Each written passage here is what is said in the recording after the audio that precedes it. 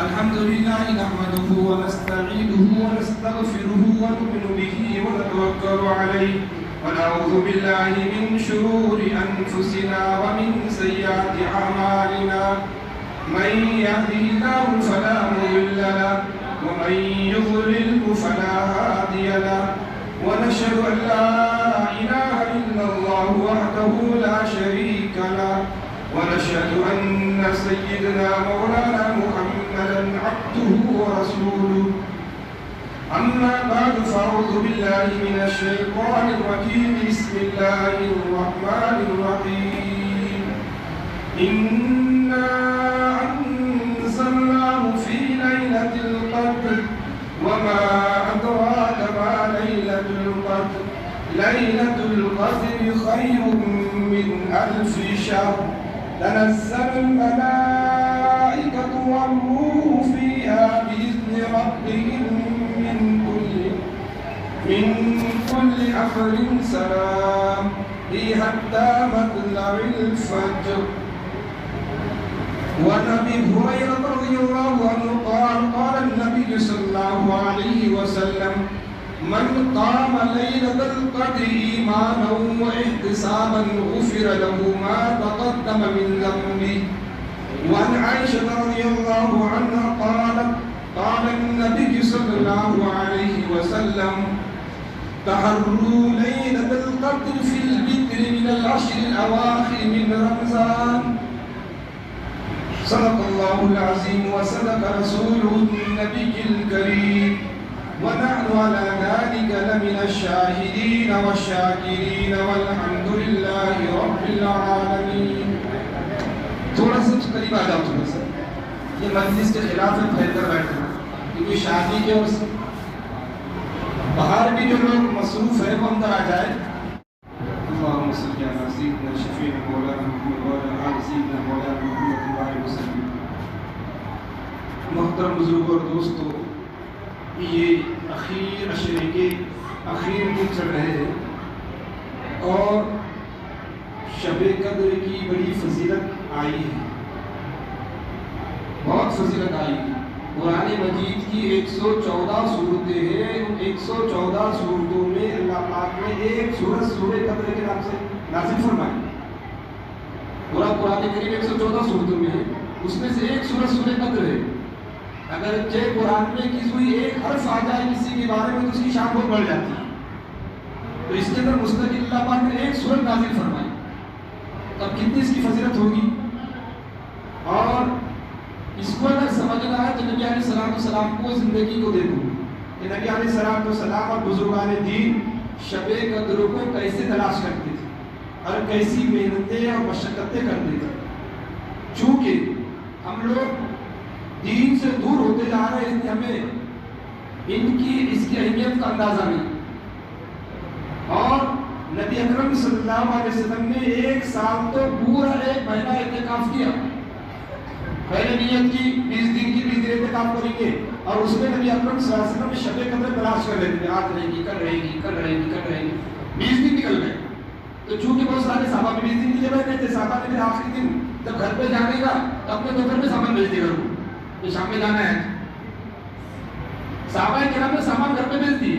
نبی صلی اللہ علیہ وسلم نے صحابہ سے فرمایا سامان منگا لو، شب قدر ابھی گزری نہیں، ابھی باقی. تو پھر صحابہ کرام کے سامان بستر وغیرہ جو تھے وہ منگائے گئے، پھر شب قدر ابھی گئی نہیں.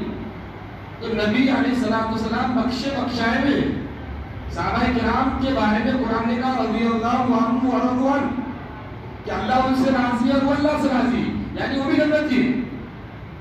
اور اس کے باوجود ان کا عالم یہ ہے کہ وہ مسجدیں کے گھوٹے بنے ہوئے، مسجد سے جانے کا نام نہیں لیتے. کیا ان کو بھی بال بچے نہیں تھے، ان کی پراپرٹی نہیں تھی، ان کی کھیتی باڑی نہیں تھی، سب تھا ان کو بھی، لیکن خوف خدا اللہ کی باتوں پر ان کو ایسا یقین تھا، اتنا یقین تھا جیسا ہمیں یقین ہے کہ صبح سورج نکلے گا تو ہم یہ کہہ نہیں سکتے کہ نکل سکتا ہے، لیکن اس سے زیادہ ان کا یقین تھا کہ اللہ ہے کہ اللہ نے قرآن میں جو فرمایا وہ ہو کر رہے گا، آج یا کل ہو کر رہے گا. اتنا ان کا یقین مضبوط تھا. نبی کی صحبت میں رہے ہوئے تھے اور نبی علیہ السلام اجتماعی اعتکاف فرماتے، بہت سارے ثواب لیتے تھے. اور ساری محنتیں ہماری یہ ہوتی ہے کہ مدرسے والوں کی، دعوت تبلیغ کی، خانقاہوں کی، سب کی ہے تو سنتوں پر لوگ آ جائیں، سب کی محنت یہ سنتوں پر آ جائے. لیکن حال یہ ہے مسجدوں میں موتوں کے اعتکاف کو بیٹھنے والے ملتا نہیں. یہ سب محنتوں کا نتیجہ ہے، مطلب 0 پوائنٹ میں محنت ہے ہماری، اس سے سمجھ میں آتی ہے. یہ سب محنتوں کا مقصد یہ ہے کہ نبی علیہ السلام کی زندگی کو قبول کرنے والے بن جائیں. تو نبی کی زندگی یہ بتلاتی ہے اعتکاف کے بارے میں. الغرض یہ اخیر عشرہ چل رہا ہے اور اخیر عشرے میں بھی نبی اکرم صلی اللہ علیہ وسلم نے فرمایا، ایک مرتبہ نبی کریم صلی اللہ علیہ وسلم کو شب قدر بتلا دی گئی. آپ صلی اللہ علیہ وسلم گھر میں تھے، شب قدر بتلا دی گئی. حدیث ہے عبادہ بن ثابت رضی اللہ عنہ قال خرج النبي صلی اللہ علیہ وسلم ليخبرنا بليلة القدر فطلعها رجلان من المسلمين قال خرجت لأخبركم بليلة القدر فطلعها فلان وفلان فرفعت فعسى أن يكون خيرا لكم فالتمسوها في التاسعة والسابعة والخامسة.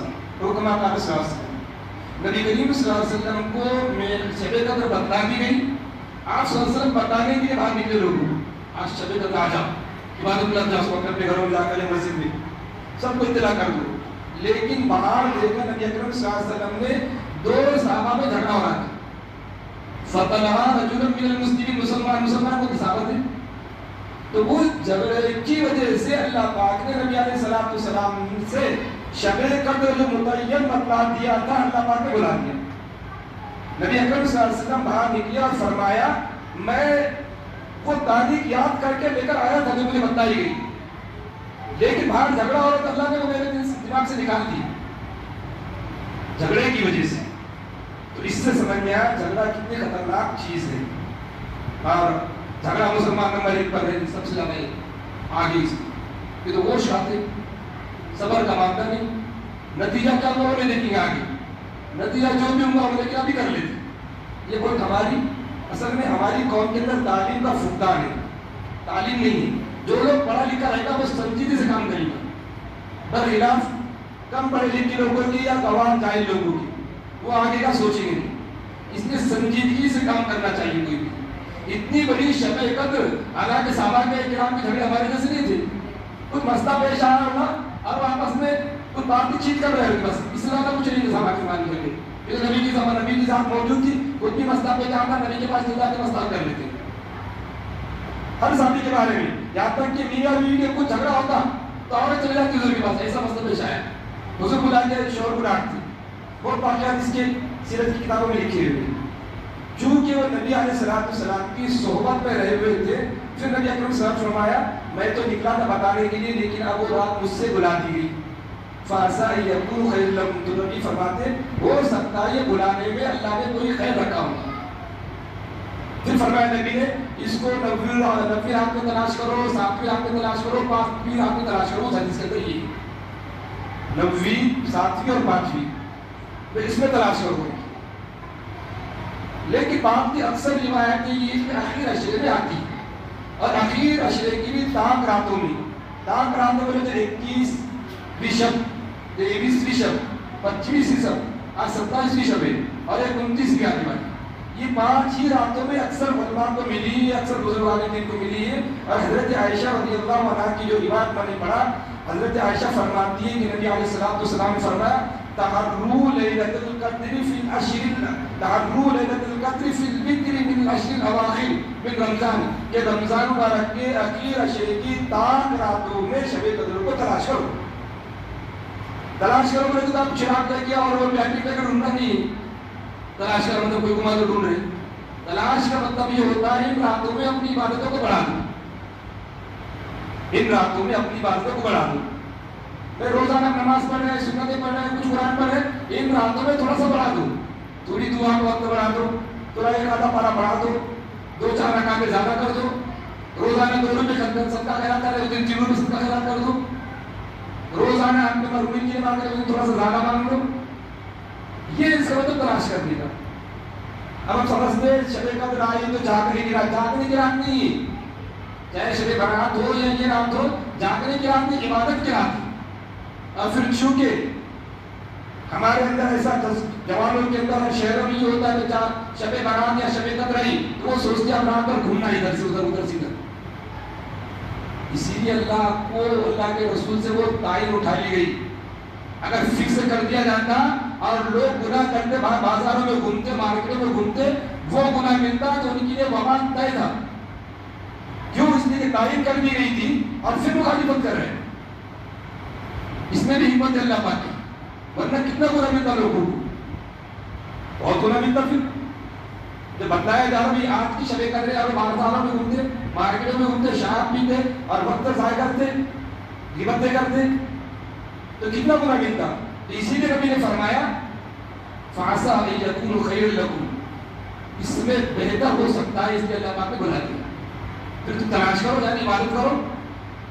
اس لیے بزرگوں دوستو ان راتوں میں اپنی عبادتوں کو کچھ بڑھانا چاہیے اور اللہ کے سامنے لو لگانا چاہیے اور ہر سال یہ سوچنا چاہیے کہ اللہ پاک نے مجھے یہ آخری موقع دیا. امیدیں بہت آپ کو بنا دی ہے، لیکن یہ سمجھ کر کرنا چاہیے کہ اللہ نے مجھے آخری رمضان دیا، بس میں اس کو حاصل کر لوں. بہت ایسے واقعات ہوتے ہیں سارے گزشتہ اپنی بستی میں محلے گاؤں میں کتنے لوگ تھے جو اب نہیں ہے چلے گئے اللہ کے پاس. اب اس میں سے کس کا ریکارڈ کیا لکھا ہوا ہے؟ شب برات کے اندر ساری چیزیں طے ہو گئی اور آج حوالے کر دی جا رہی فرشتوں کی. اتنے کو پیدا کرنا ہے، اتنے کو اٹھانا ہے، اتنے کو رزق دینا ہے، اتنے کو یہ کام کرنا ہے، اس کا یہ کام کرنا ہے، اس کا یہ کام کرنا ہے. حدیث کے اندر آیا کہ آدمی ایک آپ صلی اللہ علیہ وسلم نے مٹی کے اوپر 4 کونی لکیر ماری اور ایک بیچ میں لکیر مار کر بیچ میں چھوٹے چھوٹے چھوٹے چھوٹے اس کے اوپر نقشے نکال دیے، چھوٹی چھوٹی لکیریں مار دی. پھر نبی نے فرمایا یہ چاروں طرف جو ہے یہ آدمی کی زندگی ہے، یہ چاروں پوری زندگی اور بیچ میں کی لکیر جو دور تک جا رہی ہے اس کی امید ہے یہ کرنا ہے، یہ کرنا ہے، یہ کرنا ہے، یہ کرنا ہے. اور یہ چھوٹی چھوٹی لکیر ہے اس کے اوپر یہ حالات آتے رہتے، آج یہ ہوا کل ہوا، پھر 2-4 دن کی بات ہوا، مہینہ 2 مہینے کے بعد یہ ہوا. تو یہ حالات چلتے رہتے اور انسان کی زندگی آگے بڑھتے رہتی. تو انسان سوچتا ہے وہاں کی حالانکہ اس کی وجہ لکھی ہوئی. اس لیے بزرگوں دوستو ان ایام کو غنیمت جاننا چاہیے اور اللہ سے کچھ مانگ لینا چاہیے. اور صرف رمضان کے اندر عبادت نہیں کرنا ہے، نماز روزہ نماز رمضان کے تک نہیں ہے. نماز ایک ایسی چیز ہے ہر روز آنا نماز فرض ہے. تو صرف مسلمان رسمی مسلمان نہیں بننا ہے ہمیں، چونکہ ہمارے ہندوستان میں کہتے ہیں کہ 25 کروڑ مسلمان ہیں، اس میں سے حقیقت دیکھا جائے جو اللہ کے نگاہ میں اگر رہے تو اللہ کرے کہ پورے آ جائیں، اور جو شریعت پر چلنے والے اگر دیکھا جائے تو شاید سے 1 سے 2 کروڑ ملیں گے، باقی صرف نام کی. تو اللہ کے پاس کثرت نہیں چاہیے، اللہ کو اللہ کے ماننے والے چاہیے، اللہ کو اللہ کے بندے چاہیے جو اللہ کا حکم اور نبی کریم صلی اللہ علیہ وسلم کا طریقہ اپنی زندگی میں لے کر چلنے والے چاہیے. تب جا کر دنیا میں بھی ہم سرخ روح ہوں گے، کامیاب اور کامران ہوں گے، فتح ہوگی اور آخرت میں بھی کامیابی ملے گی. ورنہ صرف نام مسلمان رکھنے سے کام بننے والا نہیں ہے. اور اسی وجہ سے دنیا میں ہم پریشان ہیں ان کے نام مسلمان ہی تھے. الغرض میں یہ کر رہا تھا آخری کی 5 راتوں میں کچھ عبادتیں بڑھا لینا چاہیے.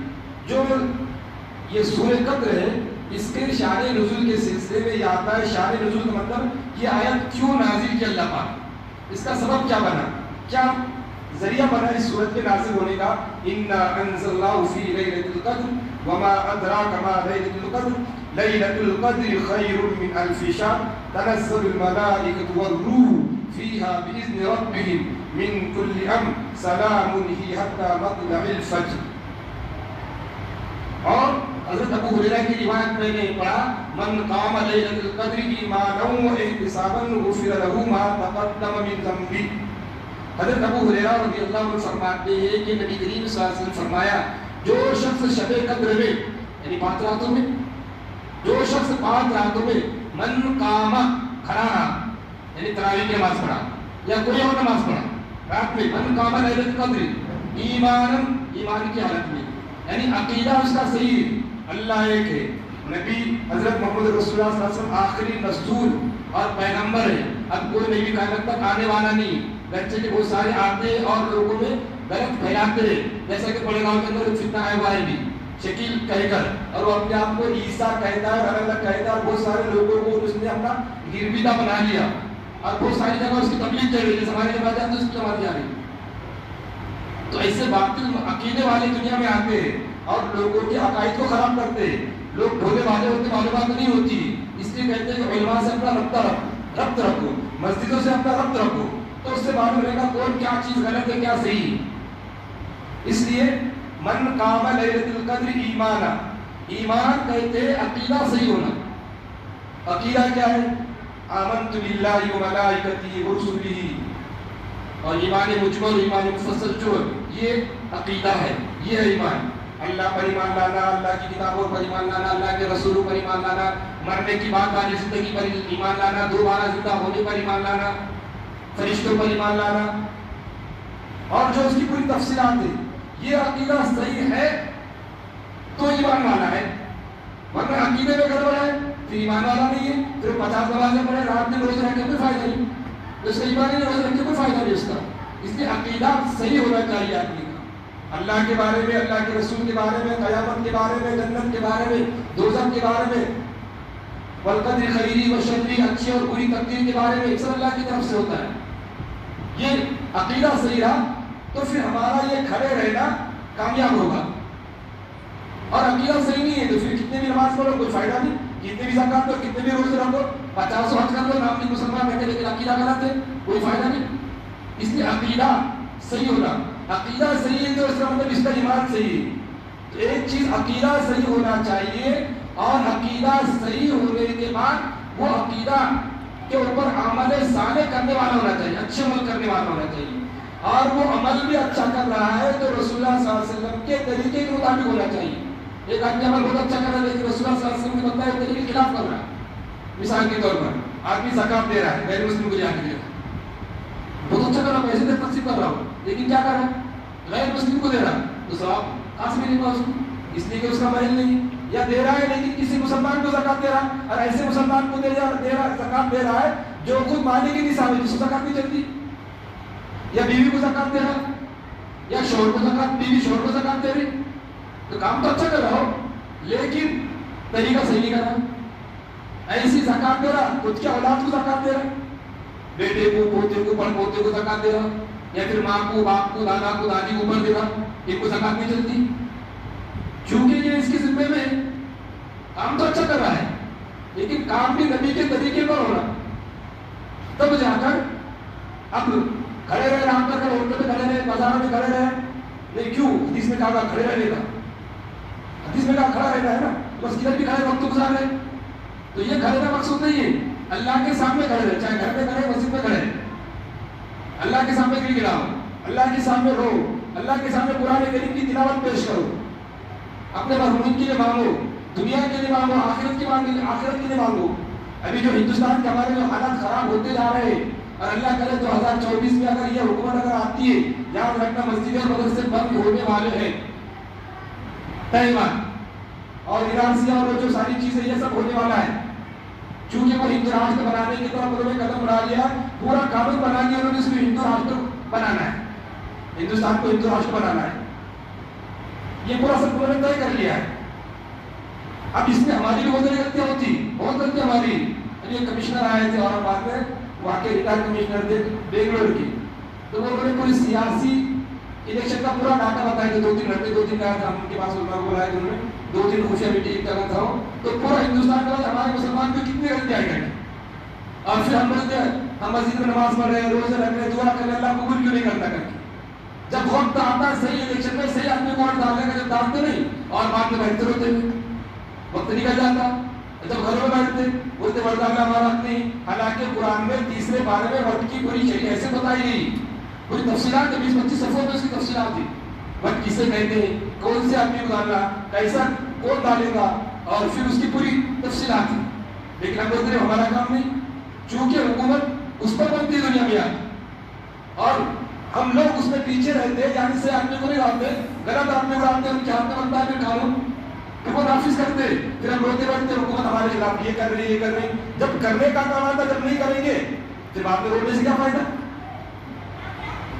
تو پوری معلومات نہیں ہوتی انسانوں کو، بس معمولی معلومات ہوتی ہے. اس لیے میں ہماری قوم کے اندر تعلیم کا فقدان ہے، اس لیے بس شکوے شکایتیں کرتے رہتی.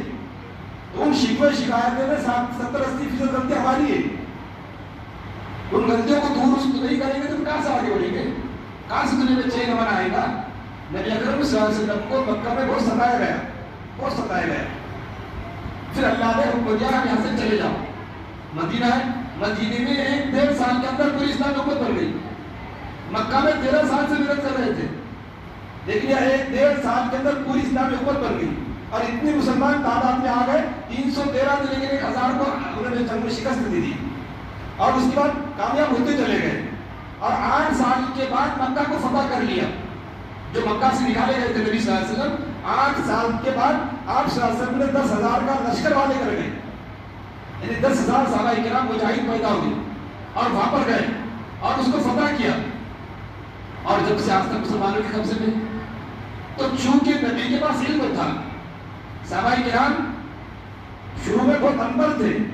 بدر کا جو واقعہ ہوا، بدر میں 70 لوگ قیدی بن کر آئے، 70 لوگ بن کے مارے گئے، 70 قیدی بنے.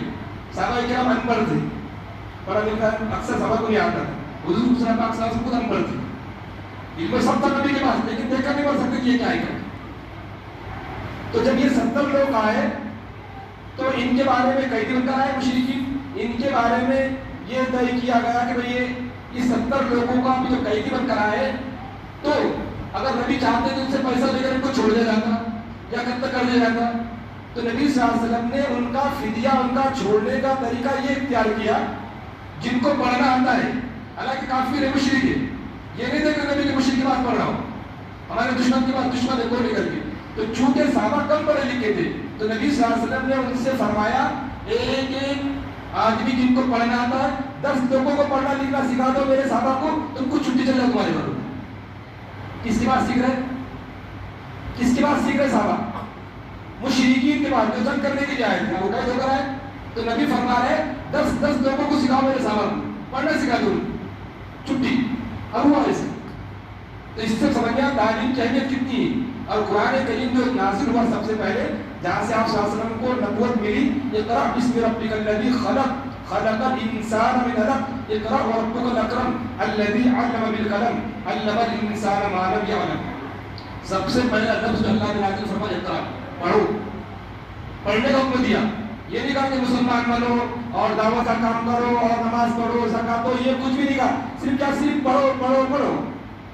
جب آدمی پڑھ لیتا ہے، اگرچہ کہ وہ غلط مذہب کا پڑھتا ہے تو اس کو اتنا دماغ اس کا آ جاتا ہے، جب وہ بڑا ہوتا ہے تو اس کو سوچنے کی سمجھ آتی ہے غلط کیا ہے صحیح کیا ہے.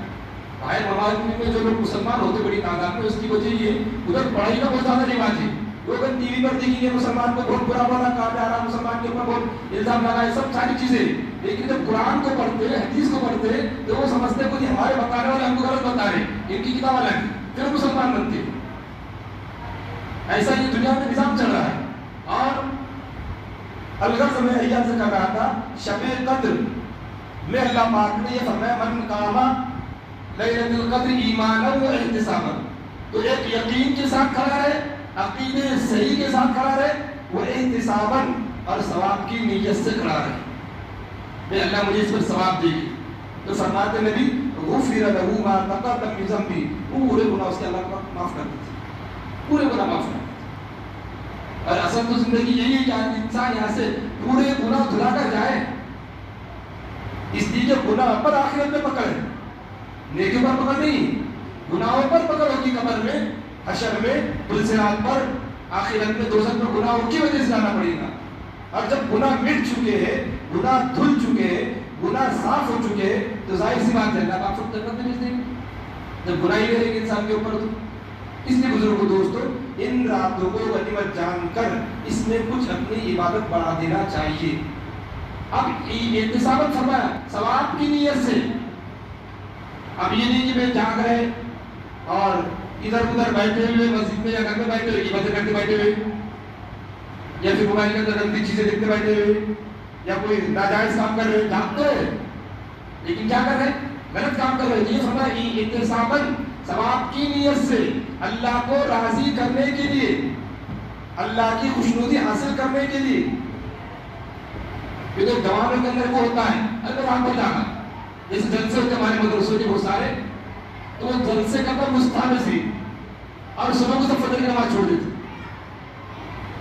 تو کس نے کہا ڈر سے کرنا؟ فرض چھوڑ کے سنت مستحب کام کر رہے، گناہ مل رہا، رات تک ڈر سے چلتے، فجر میں ایک بھی نہیں، تو اللہ فجر کے بارے میں پوچھیں گے، ڈر کے بارے میں پوچھیں گے؟ سوال کس کے بارے میں ہوگا؟ اول ما یحاسب العبد یوم القیامہ الصلاۃ، قیامت میں سب سے پہلے جو حساب ہوگا نماز کا ہوگا۔ اگر نماز صحیح رہی تو اللہ پاک دوسرے معاملات بندگی بھی صحیح تو کر دیں گے۔ میں نماز میں بندہ میرے پاس ہمیں روزانہ جھکتا تھا، میری عبادت کرتا تھا، میری بندگی کرتا تھا، تو ایسی دین کے نام پر ہم اپنی آخرت کو برباد کر رہے ہیں۔ پھر رات شب قدر کی چلو رات میں جاگ رہے عبادت کرے، لیکن نیت جو ہے لوگ فلاں نے کہنا بہت بات عبادت کرنے والے ہیں اور فلاں نے یہ کہنا، نیت میں بگاڑ آیا تو وہ سماپت گیا۔ چاہے پھر آپ کسی بھی دین کے شعبے کا کام کرو، مدرسوں کا کرو، مسجدوں کا کرو، خانقاہوں کا کرو، صدقے خیرات کا کرو، جمعیت کا کرو، کوئی بھی کام کرو، نیت اگر اللہ کے لیے ہے اور ثواب کی نیت سے تو اس پر ثواب ملے گا اور وہ ہمارے لیے کامیابی کی ضمانت بنے گا۔ نیت میں فطور آ گیا، واہ واہ ہو گئی، پھر جلسہ کر کے لوگ آتے تعریفیں کر لیتے چلے جاتے، فجر گئے، یا مدرسے کی تعریف مدرسہ میں خوش اور بعد میں اندر کوئی آپ نے جو نظام چلانا وہ نہیں چلا، کوئی اور نظام چلا رہے۔ تو اس لیے بزرگوں دوستو زکوٰۃ کے سلسلے میں یاد رکھیے، آج کل بہت سارے مدرسے صرف کاغذات پر ہیں اور ساؤنڈی میں خاص طور سے کئی پہنچے اس کی آ رہی 234 گھٹ نمبر 2+ یا قبرستان کے آس پاس آ گئی، وہاں مدرسے کا تعمیری کام جاری ہے، وہاں کا مدرسہ مصر والی میں چل رہا ہے، اس کے 2 رستہ میرے جیب پہ موبائل پہ، ایک رسید بنگلور سے آئی میرے پاس، کہا 234 گھٹ 2+ نائگاؤں روڈ، مدرسے کا کام، مدرسے کا نام بھی لکھا ہوا ہے، مدرسے کا کام مدرسہ مسجد کا کام جاری ہے، اس لیے ہم مصر والی مدرسہ چلا رہے ہیں۔ رسید دیکھ کر میرے موبائل میں دیکھ سکتے ہیں، ایک رسید بنگلور سے آئی میرے پاس۔ تو اس لیے زکوٰۃ دو، جو مدرسے صحیح وہی دو، چونکہ ہر فیلڈ میں اچھے اور برے لوگ پیدا ہوئے، ہر فیلڈ کے اندر اچھے اور برے لوگ ہیں، یہ نہیں کوئی مولانا اچھے بھی مولانا رہیں گے، برے بھی مولانا رہیں گے، ہر فیلڈ کے اندر اچھے اور برے لوگ رہیں گے۔ اس لیے سوچ سمجھ کر کرو، یہ جو دور چل رہا ہے یہاں یہ دور ایسا ہے، ہر ایک آدمی کو اپنے پیٹ کی بڑی ہوئی، دین کا نہیں سوچ رہا ہے، شریعت کا نہیں سوچ رہا ہے، آخرت کا نہیں سوچ رہا ہے۔ تو ایسے اور صرف یہ مدرسہ بھی 7-8 روزوں کو کچھ گورنمنٹ کی طرف سے وہ چل رہا تھا، سرکاری مدرسے اسکول عربی مدرسے کتنے کریں گے دیکھنے کے لیے، تو 4-5 مدرسے سامی کے ایسے نام لکھے تو ہم بھی نہیں جانتے اس کو، تو گورنمنٹ کے ریکارڈ میں، گورنمنٹ کے ریکارڈ میں، ہمارے ریکارڈ میں نہیں، یعنی گھروں پہ بورڈ لگا دیے اور بس گورنمنٹ بتا رہے ہیں کر کے، چونکہ کچھ گورنمنٹ کی اسکیم آتی ہے، کچھ لوگ اس سے فائدہ اٹھاتے ہیں، گورنمنٹ کی اسکیم آتی ہے، کچھ پیسے دیتی گورنمنٹ تو اس کو اٹھانے کے لیے، پھر جو اچھے مدرسے رہتے ہیں تو ان کی بدنامی ہوتی ہے، اس میں جو صحیح مدرسے چلتے ہیں ان کی بدنامی ان جعلی اور بوگس مدرسے کی وجہ سے ہوتی ہے، پھر اچھے مدرسے اس کی وجہ سے پریشان ہوتے ہیں۔ اس لیے اپنی زکوٰۃ کے ایسے مدرسوں میں جو واقعی مدرسہ ہے اور جہاں صحیح زکوٰۃ استعمال کی جاتی ہو اور جہاں مصرف صحیح ہو، اس لیے بزرگوں دوستو جو بھی کام کرے اللہ کے لیے کرے، اللہ کو راضی کرنے کے لیے کرے۔ شب قدر خوب عبادت کیجیے، کوئی رکاوٹ نہیں، جتنی چاہے اتنی کر سکتے عبادت جب تک بشاشت سے، اور اس کا مطلب یہ نہیں خوب رات بھر جا کے صبح کو سحری کرے فجر چھوڑ کے سو گئے، یہ جاگنا بیکار ہوگا، گناہ بھی نہ جاگنے میں ہوگا، کیوں؟ فرض چھوٹا، فرض چھوٹا، اصل فرض نماز ہے، اللہ کے پاس فرائض کی پوچھ ہوگی اور نوافل اور سنتیں جو ہوتی ہیں فرائض کی تکمیل کے لیے ہوتی ہے، فرائض کے اندر جو کمی ہوتی ہے تو اللہ پاک نوافل اور سنتوں کے ذریعے سے اس کی تکمیل فرمائے کل قیامت کے لیے۔ اس کی نماز کے اندر تھوڑی سی گڑبڑ ہوگی، کچھ یہ چھوٹ گیا کچھ وہ چھوٹ گیا تو اللہ فرمائیں گے اس کی سنتیں دیکھو، اس کی نفل دیکھو، فرشتے کے اللہ بہت ہے ڈال دو جب سے چلو۔ اس لیے فرائض کو ہمیشہ اہمیت دیجیے، چاہے وہ نماز ہو، زکوٰۃ ہو، حج ہو، روزہ ہو۔ اگر اللہ نے مال و دولت دیا اتنی مقدار میں ہمارے پاس مال آگا کہ اب فرض ہوتا ہے اس کی کوشش کرو، اس کی بھی پوچھ ہوگی پھر اگر نہیں کیے تو۔ اس لیے بزرگوں دوستو لوگ آج کل عمرہ خود کثرت سے کرنا چاہیے، کوئی گناہ نہیں ہے، لیکن اگر حج فرض ہے اس کے بارے میں پوچھوں گی، عمرے کے بارے میں پوچھی ہوگی، بات یاد رکھنا۔ بہت سارے لوگ یہ کہ میں عمرہ کر لو اور حج کا چھوڑ دو، ارے جیسی نیت رہیں گے اللہ ویسے فیصلہ. تم نیت رکھیں گے مجھے حج کرنا ہے, اللہ 10 بار بھیجے گا حج کو. نیت رکھی صرف عمرے کرنا ہے, اللہ بولے اس عمرے میں اکتفا کرو. نیتیں بڑی رکھو, اللہ کے خزانے میں کوئی کمی نہیں ہے. ایک صاحب ایک جگہ دعا کر رہے تھے, کوئی صاحب اچھی بات لوگ بیٹھے ہوئے تھے, اے اللہ 10 کروڑ دے دے, اللہ 10 کروڑ دے دے, اللہ 10 5 کروڑ کتنے بن دے گا. بولا تجھ سے تجھے مطلب اللہ سے مانگا نا, تو دینے والا تو ہے نا اللہ. نیت حج کی رکھو, دینے والا اللہ ہے. ٹھیک ہے عمرہ کر سکتے, گناہ نہیں کرنا چاہیے, لیکن نیت حج کی رکھ کر اس کے لیے محنت کرنا چاہیے. آپ علیہ السلام نے ایک حج فرمایا, 4 عمرے کی اپنی پوری زندگی میں. حالانکہ تو وہی تھے نا, کتنے عمرے کتنے حج کر سکتے تھے. نبی کو کیا ریکارڈ تھا, آپ کی وجہ تک تو مسئلہ تھا. سن 6 میں گئے تھے, وہاں سے واپس آنا پڑا, 7 میں گئے, ذوالحلیفہ اس کا نام ہے, اور پھر 9 میں 8 میں مکہ فتح ہوا, 7 میں جا کے 3 دن کی رات ملی گیا. مکہ والے کے قبضے میں تھا کعبہ, پورے وہاں کے مشرکین کے قبضے میں تھا کعبہ. تو 8 میں 7 میں 6 میں گئے تھے, واپس نہیں کرنے دیا گیا. تو یہ کہا آئندہ سال آپ لوگوں نے آنا, صرف 3 دن رہنا, کوئی ہتھیار وغیرہ آپ کے پاس نہیں رہیں گے, عمرہ کرنا سیدھا نکلنا. 7 میں گئے آپ صلی اللہ علیہ وسلم, اور 3 دن واپس آ گئے, 3 دن عمرہ کر کے. 8 میں پھر لشکر لے کر گئے, وہ بھی ان لوگوں نے خلاف ورزی کی تھی اس وجہ سے, اور پھر قبضہ ہوا اس پر. پھر اس کے بعد 2 سال کا وقفہ ملا نبی صلی اللہ علیہ وسلم کو, چاہتے ہر روز 8 دن 15 دن میں جاتے وہاں. لیکن بزرگوں دوستو, چونکہ آپ علیہ السلام نے ایک حج کیا, سن 9 میں حضرت عثمان حضرت ابوبکر کو آپ صلی اللہ علیہ وسلم نے 300 صحابہ کے ساتھ میں بھیجے, اور 10 میں آپ صلی اللہ علیہ وسلم کچھ چلے گئے, وہاں سے 3 مہینے کے بعد آپ صلی اللہ علیہ وسلم کا انتقال ہو گیا. اس لیے حج کی نیت رکھو, عمرے بھی کرو, کوئی منع نہیں ہے, لیکن عمرہ اور صرف ریاکاری ہوگا تو وہ بھی پھر یہ مسئلہ آئے گا. اس میں بھی بہت مسئلے ہیں. اس لیے اکثر چیزوں میں ہماری ریاکاری آ گئی, عمرہ ہو یا حج ہو یا نبی کوئی بھی چیز ہو, تو اس میں ہر چیز میں ریاکاری آ گئی, تو اللہ کی مدد اور نصرت رک جاتی ہے اس میں. اللہ فرماتے ہیں یہ سب اس کا بتانا, عمرے کو جو آ رہا ہے لوگوں کو بتانے کے لیے آ رہا ہے, حج کو جو آ رہا ہے لوگوں کو بتانے کے لیے آ رہا ہے, جا انہیں بتاتے رہو, جو دینا اللہ کو نہیں دیتے تھے. اس لیے بزرگوں دوستو, ہر چیز میں اخلاص پیدا کرو. عمرہ کر رہے اللہ کے لیے, حج کر رہے اللہ کے لیے, نماز پڑھ رہے اللہ کے لیے, تلاوت کر رہے اللہ کے لیے, صدقہ خیرات کر رہے اللہ کے لیے, جو بھی کر رہے اللہ کے لیے کرو, تو جب ثواب ملے گا. اور حالات بدلیں گے, ورنہ پھر کتنی بھی چیزیں کرتے ہو, حالات کو بدلنے والے نہیں. اور یہ بھی یاد رکھیے, حج اور عمرے کے قبول ہونے کی علامت علماء نے لکھا ہے, اگر ایک آدمی پہلے شرابی تھا, ایک آدمی نماز چھوڑتا تھا, ایک آدمی پہلے داڑھی کاٹتا تھا, ایک آدمی پہلے فلا گناہ کے کام کرتا تھا, اور حج کر کے آ گیا, اس کے وہ کام چھوٹ گئے, تو سمجھے اس کا حج اور عمرہ قبول ہوا. ورنہ وہی وہ چیزیں اگر کر رہا ہے, وہ صرف گھوم کر آیا. جیسے لوگ امریکہ, لندن اور دبئی, شارجہ ادھر گھومنے کو جاتے تھے, یہ گھومنے گئے. لوگ ادھر گھومنے کے لیے نام پہ جاتے تھے, اللہ کے نام پہ گھومنے کے لیے گئے. تو زندگی میں تبدیلی اگر آئی ہے تو سمجھو حج اور عمرہ قبول ہوا, اور زندگی میں تبدیلی نہیں آئی تو وہ گھوم کر آیا. یہ اس کی علامت ہے. چاہے آپ 4 مہینے 40 دن چل جاؤ, اگر اس کی زندگی میں تبدیلی آ گئی, سمجھ جاؤ کہ اللہ پاک نے اس کے 4 مہینے 40 دن قبول کر لیا. زندگی میں تبدیلی آئی, یہ گھومنے کے لیے گیا. اس لیے بزرگوں دوستو, ان راتوں کی قدردانی کر لیجئے, اور اخلاص سے اللہ سے مانگیے.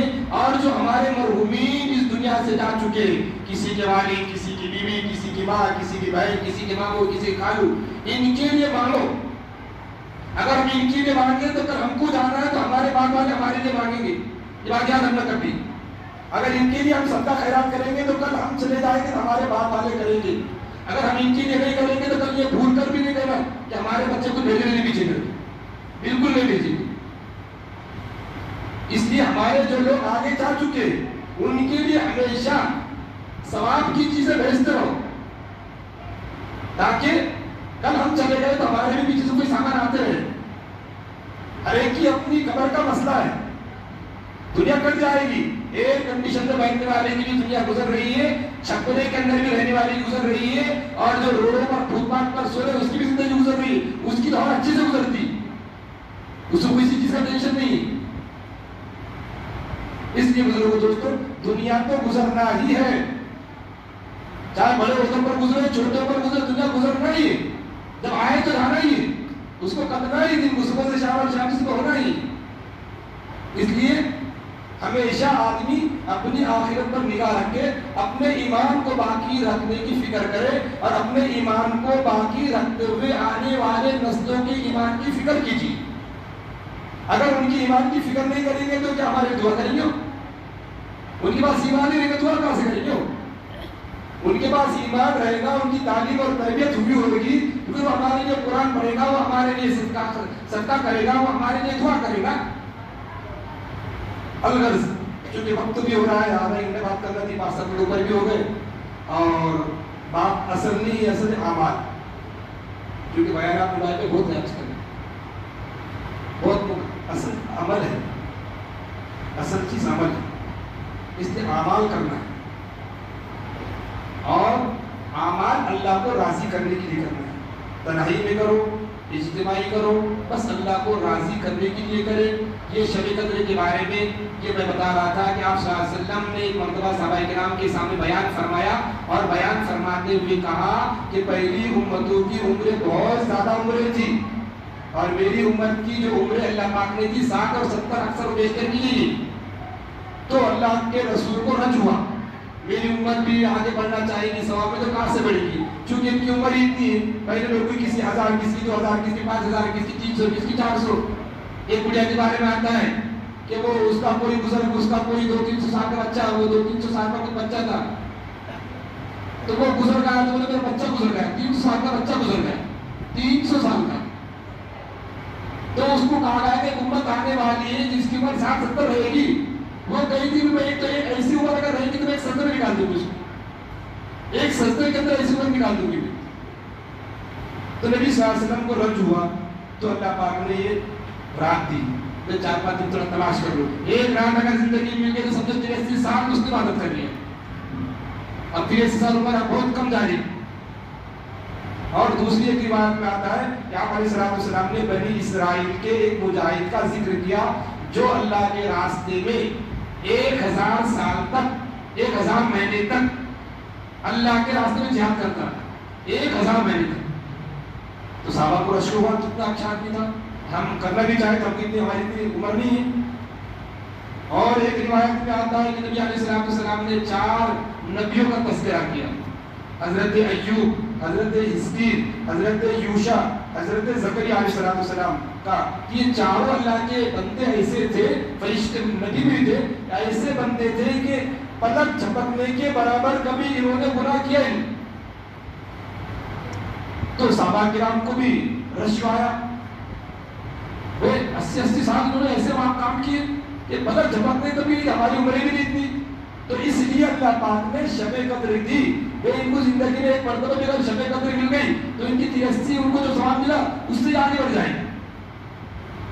تو عمریں کم دی اللہ پاک نے اس امت کو، لیکن ثواب ان سے زیادہ دیا، اور کم کام میں دیا، کم کام میں۔ چند رات میں تھوڑی سی عبادت محنت کر لو، مشقت کر لو، صبر کر لو، وہ ثواب ان سے آگے بڑھ جائیں گے۔ اس لیے حدیث کے اندر آتا ہے امت تو سب سے آخر میں آئی لیکن جنت میں سب سے پہلے آئی، یہ امت سب سے آخر میں آئی لیکن جنت میں سب امتوں سے پہلے یہ امت جنت میں جائے، کیوں؟ اس لیے کہ نبی کی امت ہے، اور نبی علیہ السلام کی فضیلت بڑھی ہوئی، اس لیے اس امت کی بھی فضیلت بڑھی ہوئی، اور اس لیے اللہ پاک نے جیسے جمعہ کے دن میں ایک ایسا 2-3 منٹ ایسے رکھا ہے، جمعہ کے دن میں اللہ پاک نے کہ وہ 2-3 منٹ ایسے اللہ پاک نے رکھا ہے کہ بندہ اس میں جو مانگتا ہے مل جاتی ہے، لیکن اللہ نے بتایا کیوں؟ زیادہ سے زیادہ وقت جمعہ کے دن آپ لوگ دعا رہتے رہے، اب ہمارے تو جمعہ دیکھتے کتنے بجے جب آتی ہے اور بھاگتے سلام پھیرتے ساتھ، تو کہاں سے بات لوگ صاحب ملے؟ اس لیے بزرگ دوستو اللہ کو راضی کرنے کے لیے عبادتیں کیجیے۔ اللہ پاک سے دعا ہے کہ اللہ پاک ہم تمام کو کہنے سننے عمل کرنے کی توفیق فرمائے، آمین و آخر دعوانا اللهم صل على سيدنا شفينا مولانا محمد وعلى آل سيدنا مولانا محمد صلاة تنجينا بها من جميع الأهوال والآفات وتغفر لنا بها من جميع الحاجات وتطهرنا بها من جميع السيئات وترفعنا بها عندك على الدرجات وتبلغنا بأقصى الغايات من جميع الخيرات في الحياة والممات إنك على كل شيء قدير۔ ربنا آتنا في الدنيا حسنة وفي الآخرة حسنة وقنا عذاب النار۔ اللهم أنت السلام منك السلام تبارك ربنا وتعاليت يا ذا الجلال والإكرام. اللهم إنك عفو تحب العفو فاعف يا كريم. اللهم رب ارحمهما كما ربياني صغيرا. رب أدخلني مدخل صدق وأخرجني مخرج صدق واجعلني من لدنك سلطانا نصيرا. اللهم واقية كواقية الوليد. اللهم واقية كواقية الوليد. اللهم باعد بيني وبين خطايا كما بعدت بين المشرق والمغرب. اللهم اغسل خطايا بالماء والثلج والبرد ونقيني من الخطايا كما نقيت الثوب الابيض من الدنس. ربنا اتمم لنا نورنا واغفر لنا انك على كل شيء قدير. لا اله الا انت سبحانك اني كنت من الظالمين. ربنا ظلمنا انفسنا وان لم تغفر لنا وترحمنا لنكونن من الخاسرين. اللهم اعنا على ذكرك وشكرك وحسن عبادتك. لا اله الا الله الحليم الكريم. سبحان الله رب العرش العظيم والحمد لله رب العالمين. نسأل موجبات رحمتك وعزائم مغفرتك والغنيمة من كل بر والسلامة من كل اسم. اللهم لا تدع لنا ذنبا إلا غفرته ولا هما إلا فرجته ولا دينا إلا قضيته يا أرحم الراحمين يا أكرم الأكرمين يا أرحم الراحمين. ارحمنا اے اللہ ہم تمام کی چھوٹی بڑی گناہوں معاف فرما. اے اللہ دن کی روشنی میں کی گناہ کو معاف فرما. رات کی تاریکی میں کی گناہ کو معاف فرما. اے اللہ ہمارے گناہ کو معاف فرما. ہمارے والدین کے گناہ کو معاف فرما. اے اللہ مجمع میں جن کے والد یا والدہ جا چکے اللہ ان کی قبر کو نور سے منور فرما. اے اللہ مجمع میں جن کے والد یا والدہ جا چکے اللہ ان کی قبر کو نور سے منور فرما. جنت الفردوس میں اعلیٰ مقام نصیب فرما. اے اللہ ان کے سیئات ان کے سیئات کو حسنات سے مبدل فرما. اے اللہ جتنے ہمارے محفل میں اللہ بیٹھے اے اللہ اس میں سے جس کے جو رشتہ دار اللہ اس دنیا سے جا چکے اللہ سب کی قبر کو نور سے منور فرما. اے اللہ ان کی کربٹ مغفرت فرما.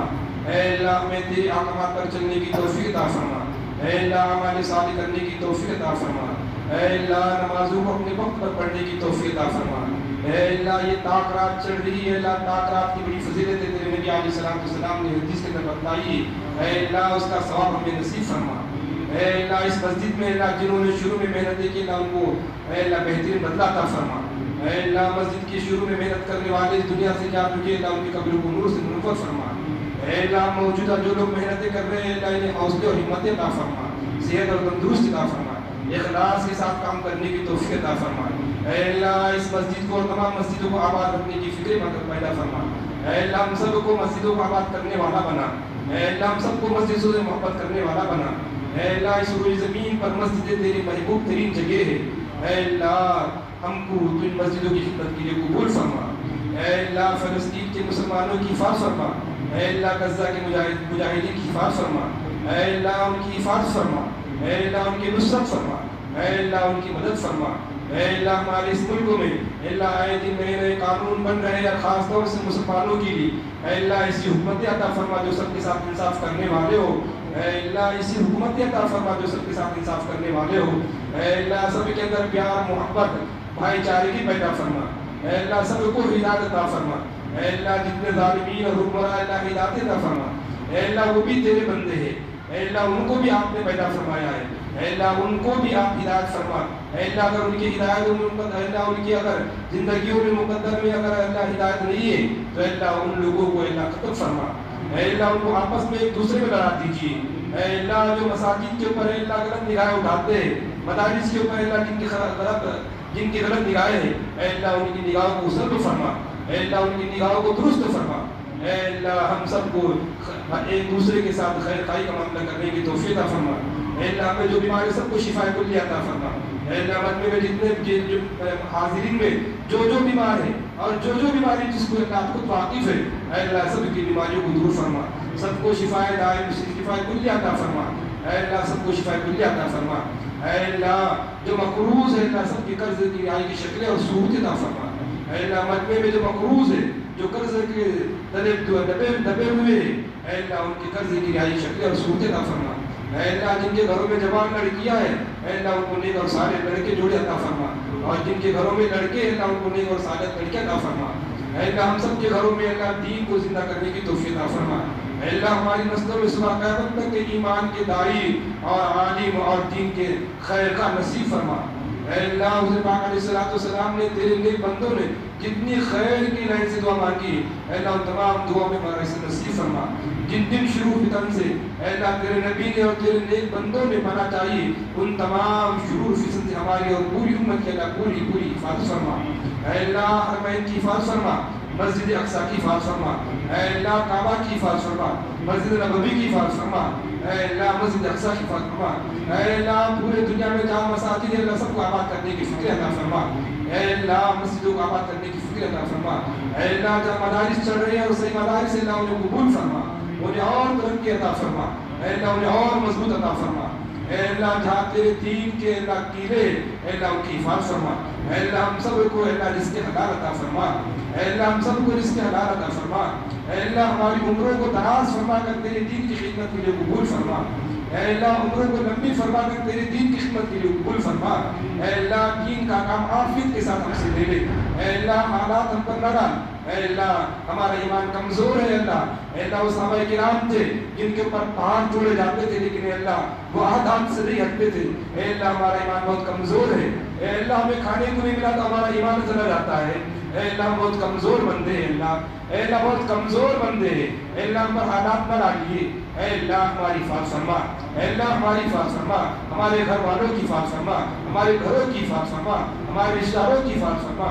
اے اللہ جو برائی ہم سے سرزد ہوئی ہے اللہ اپنے فضل و کرم سے معاف فرما۔ اے اللہ اپنے فضل و کرم سے معاف فرما۔ اے اللہ اعمال صالح کرنے کی توفیق عطا فرما۔ رمضان مبارک کی قدردانی کرنے کی توفیق عطا فرما۔ ان مبارک راتوں کی قدردانی کرنے کی توفیق عطا فرما۔ اے اللہ ہمارے اعمال ہمارے لیے ذخیرہ آخرت بنا۔ اے اللہ ہمارے لیے ذخیرہ ثواب بنا۔